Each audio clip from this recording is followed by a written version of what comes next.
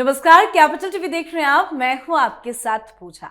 बिहार ने फैसला दे दिया और हवा का रुख साफ है। नीतीश मोदी की जोड़ी ने वो कर दिखाया जिसका महागठबंधन सिर्फ सपना देखता रहा। आज जो नतीजे सामने आए हैं वो सिर्फ सीटों का आंकड़ा नहीं, ये बिहार की आत्मा का फैसला है। और इस फैसले में एक बात साफ है और संदेश भी एक ही छिपा है कि अब झूठ के खंबे पर राजनीति नहीं टिकेगी। जनता ने सच के साथ खड़ा होना सीख लिया है। बिहार की जनता ने वोट से विश्वास पर नहीं, मोदी के भरोसे पर दिया। सड़कें, बिजली, महिलाओं की सुरक्षा, शिक्षा, पिछले 10 साल का ये रिकॉर्ड महागठबंधन के नकारात्मक प्रचार पर भारी पड़ा। जनता ने तय कर लिया, जंगल राज की यादें वापस नहीं चाहिए। यही वजह है कि लालू तेजस्वी का नैरेटिव लोगों के मन में जगह ही नहीं बना पाया।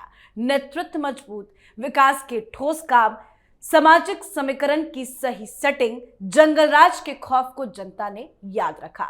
महागठबंधन की अंतहीन गलतियां, गलत चेहरे, गलत नैरेटिव, और बिहार ने कह दिया काम करने वालों को मौका भी मिलेगा और मंडप भी। बाकी सबसे बारात में भीड़ है। तो आज अपने शो में बिहार विधानसभा चुनाव के नतीजों पर ही चर्चा करेंगे। एनडीए की बड़ी और ऐतिहासिक जीत को समझेंगे। चर्चा के लिए मेरे साथ स्टूडियो में मौजूद हैं कैपिटल टीवी के editor in chief doctor Manish Kumar. Doctor साहब, बहुत बहुत स्वागत है आपका। धन्यवाद। आज के नतीजे बिहार चुनाव के ऐतिहासिक भी है, बड़ी भी है। इस जीत को आप कैसे देखते हैं? देखिए, सबसे अहम चीज जिसके ऊपर कोई डिस्कस नहीं कर रहा, नतीजे बिहार के आए हैं और इसका सीधा सीधा इंपैक्ट केंद्र सरकार के ऊपर, प्रधानमंत्री मोदी की सरकार के ऊपर। अब 5 साल न बिहार की सरकार हिलने डुलने वाली है, न केंद्र सरकार हिलने डुलने वाली है। और ये मैं क्यों कह रहा हूं, इसको समझिए। जीत हो गई, कारणों को सब लोगों ने एनालाइज कर लिया। क्या स्पेशल है इस, देखिए प्रधानमंत्री मोदी की बॉडी लैंग्वेज को आपने देखा, क्यों ऐसा है? राजनीति तो आखिर राजनीति है।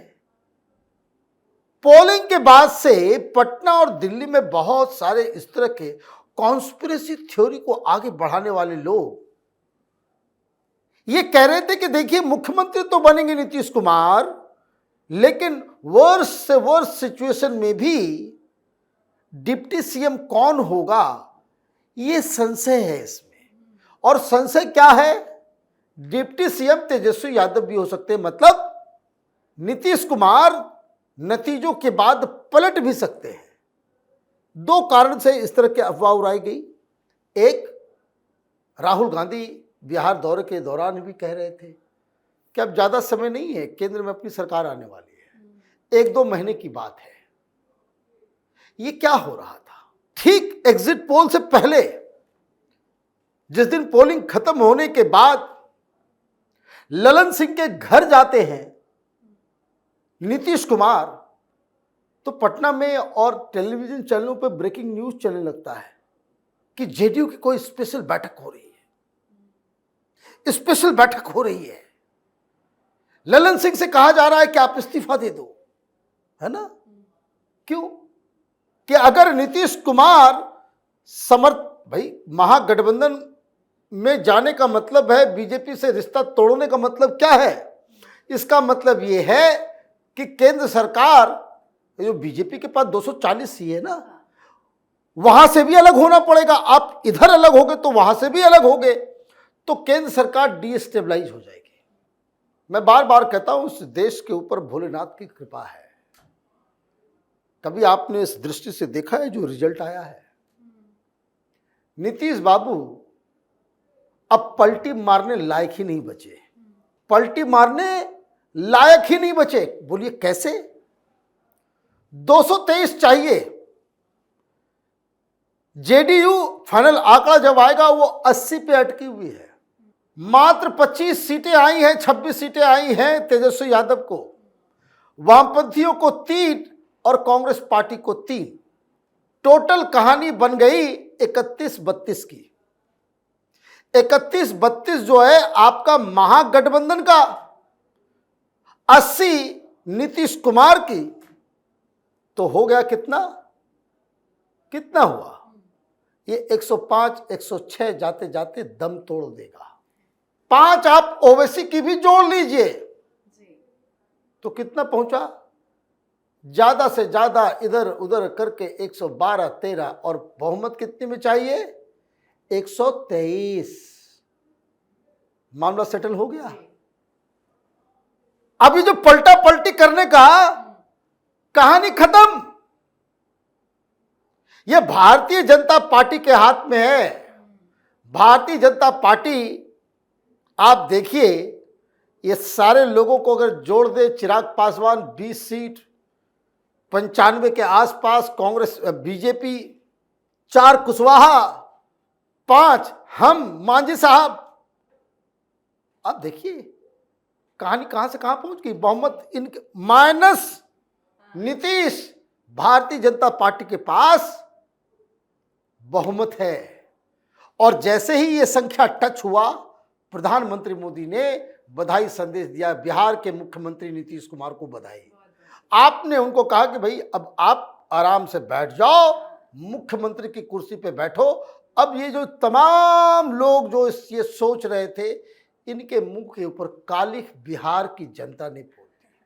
अब इस परिप्रेक्ष्य में आप बिहार के रिजल्ट को देखें तो बिहार की महान जनता ने इस देश को एक पॉलिटिकल डीस्टेबलाइजिंग फोर्सेस जो काम कर रहे हैं हिंदुस्तान में, सरकार को पलट दो, सरकार को गिरा दो, कोई मिलजुली सरकार बना दो, प्रधानमंत्री बदलो। ये जो 90s के अंदर दौरान जो हुआ, हर कोई हरा गहरा नत्थु खेरा प्रधानमंत्री बन गया, जिसके साथ एक आदमी भी नहीं खड़ा, जिसकी पार्टी कोई नहीं, आज के गुजराल उसको बना दिया गया प्रधानमंत्री, वो जेडीएस वाले देवगौड़ा को बना दिया गया, 4 लोगों की पार्टी थी चंद्रशेखर, उनको बना दिया प्रधानमंत्री। तो ये इस तरह का ये जो अनस्टेबल गवर्नमेंट अभी देश अफोर्ड नहीं कर सकता, स्टेबिलिटी चाहिए। तो बिहार की जनता ने न सिर्फ ऐतिहासिक वर्डिक्ट दिया है बिहार में नीतीश कुमार मोदी के फेवर में, बल्कि ऐसा फैसला दिया है कि मोदी सरकार को अगले 5 साल तक, पूरे टर्म तक वो स्टेबल कर दिया है। अब तो नीतीश कुमार हिलडुल भी नहीं सकते, उनका गियर फंस गया है। ये कोई डिस्कस अभी नहीं कर रहा।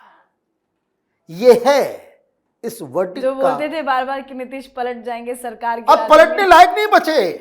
अब पलटने लायक बचे क्या? नहीं बचे। नहीं, अब पलट के भी कहां जाओगे? माइनॉरिटी में आ जाओगे, इस्तीफा दो, जाओ। और यहां तो बीजेपी अपने बाकी एनडीए का, और ये भी देख लीजिएगा अभी कांग्रेस में 3-4 जीते हैं, वो कब पलट करके जो है बीजेपी के इसके ऊपर बैठ जाएंगे पता नहीं चलेगा। तो ये इस नतीजे का सबसे अहम पॉइंट है। अब जो जीते और जो जीत के बाद जो प्रधानमंत्री ने बातें कही, वो समझने की है ज्यादा जिम्मेदारी। और मैं आपको खुल के कहूं, बिजली हो गया, सड़क हो गया, पानी हो गया, गांव-गांव पानी चला गया। आप पैसे भी दे रहे हो, महिलाओं को रोजगार के लिए आप संसाधन भी दे रहे हो। जो बेसिक स्ट्रक्चर होना चाहिए, कुछ जगह पे कमी है, खराबी है। तो ये जो विकास का जो एसेंशियल चीजें जरूरी होती है, जैसे खिचड़ी पकाते हैं ना, तो सारा सामान इकट्ठा करते हैं। कोई भी खाना बनाते, पकवान बनाते, सारा सामान इकट्ठा करते, सब कुछ ये कर लेते हैं। लेकिन अब समय है कि बिहार को विकास, रोड बन गया लेकिन रोड के ऊपर बिजनेस नहीं हो, रोड के ऊपर ट्रांसपोर्टेशन, माल गुजारा नहीं हो, आप किसानों को पैसे दें लेकिन प्रोडक्शन नहीं बढ़े। एग्रीकल्चर है, प्रोडक्शन बढ़ भी गया लेकिन उसको आप इंडस्ट्री से नहीं जोड़े, पर्यटन नहीं बढ़ाएं। कहने का मतलब यह है कि now Bihar needs a government जो इस इंफ्रास्ट्रक्चर और ये जो बेसिक डेवलपमेंट जो नीड्स जो पूरा किया गया है, उसके आधार पे इंडस्ट्रियलाइजेशन, रोजगार और विकास के इकोनॉमिक डेवलपमेंट उसके ओर प्रेरित करे। तो ये एक बात जो प्रधानमंत्री ने कही कि अब बिहार को दूसरे तरीके, और उसके लिए फिर क्या चाहिए होगा? उसके लिए आपको चाहिए होगा उस तरीके की टीम। ये जितने पिछले सरकार में लल्लू पंजू किस्म के लोगों को आपने मंत्री बना दिया, अब आपके पास प्रचंड बहुमत है। जेडीयू और आरजेडी में बैठे बहुत सारे सेंसिबल लोग हैं, दे मस्ट सिट डाउन कि बिहार की जनता ने आपको ये दिया है, तो जो टैलेंट आपके साथ आया है, बहुत सारे मैं ब्यूरोक्रेट्स को जानता हूं, बहुत सारे लोग जो इनकम टैक्स कमिश्नर हैं, बहुत सारे आईपीएस ऑफिसर्स हैं, जिन लोगों का अपना, बहुत सारे प्रोफेशनल्स हैं, पढ़े लिखे लोग इस बार बहुत चुन के आए हैं, कला के क्षेत्र से लोग आए हैं, उनको आगे बढ़ाना। अगर आप कैबिनेट बनाओगे फिर वही कास्ट कॉम्बिनेशन कि भाई इसमें इतना राजपूत भी होना चाहिए, इतना ओबीसी भी होना चाहिए, इसमें ये भी, जैसे किस किस तरह के लोगों को भारतीय जनता पार्टी ने डिप्टी सीएम बनाया। भाई अभी तो विजय सिन्हा है और चौधरी साहब हैं, है ना, लेकिन इसके पहले 2 बनाया गया, वो कहाँ गए? कोई नाम भी जानता है? नहीं जानता है। Now it is time to get experience, professionalism. सरकार में बिहार बहुत पीछा है, विकास से बहुत दूर है। पूरे 1.5 महीने हम लोग बिहार के अंदर घूम घूम के आए, अलग अलग कंस्टिट्यूंसी गए। हम लोग को मौका मिलता है, हम गुजरात भी जाते हैं, हम पंजाब भी जाते हैं, हरियाणा भी जाते हैं, इनफैक्ट राजस्थान और मध्य प्रदेश भी जाते हैं, जो पहले बीमारू राज्य हुआ करते थे, यूपी के इलाके में भी जाते हैं। लेकिन बिहार का बैकवर्डनेस, वहां कलेजा जो है एकदम फट पड़ता है कि किस नारकीय स्थिति में लोग वहां पे रह रहे हैं। तो दिस इज द टाइम जब प्रधानमंत्री ये कह रहे हैं कि ज्यादा बड़ा मैंडेट, ज्यादा बड़ा चुनौती, तो इसका मतलब ये है कि अब तक जो काम हुआ वो विकास हो गया, लोगों की नीड्स पूरी हुई है, अच्छी सड़कें हो गई, बिजली भी अच्छा रहता है, सब कुछ होता है। लेकिन अब क्या? अब वहां पे रोजगार, industry, agro based industry, agriculture में प्रोडक्शन बढ़ाने का, ये टूरिज्म बढ़ाने का, बहुत सारी चीजें करनी होगी, तब जाकर के इस जीत का सही मायने निकलेगा। आई एम डेड श्योर प्रधानमंत्री ने जिस तरह की बातें कही है आज, उससे ये विश्वास जगता है कि प्रधानमंत्री मोदी बिहार में कुछ ऐसे कैबिनेट, ऐसे मंत्रियों को, ऐसे प्रोफेशनल लोगों को जिम्मेदारी देंगे जो विकास के रास्ते पे बिहार को आगे लेकर के जाए। बिल्कुल सर, बहुत बहुत धन्यवाद सर समझाने के लिए। धन्यवाद। तो बिहार ने आज इतिहास लिख दिया और एनडीए ने उस इतिहास पर अपनी मुहर लगा दी। 2025 के बिहार विधानसभा चुनाव में बम्पर वोटिंग के बाद बम्पर नतीजे आए। एनडीए 200 पार, महागठबंधन 40 के भीतर। यानी जनता ने साफ कह दिया, विकास चाहिए, विवाद नहीं, काम चाहिए, कुनबा नहीं। और प्रशांत किशोर और मुकेश सहनी को भी जनता ने सबक सिखा दिया है। तो एनडीए की बड़ी जीत, ऐतिहासिक जीत पर आप भी अपनी राय कमेंट करके जरूर लिखिएगा। देखते रहिए कैपिटल टीवी। नमस्कार।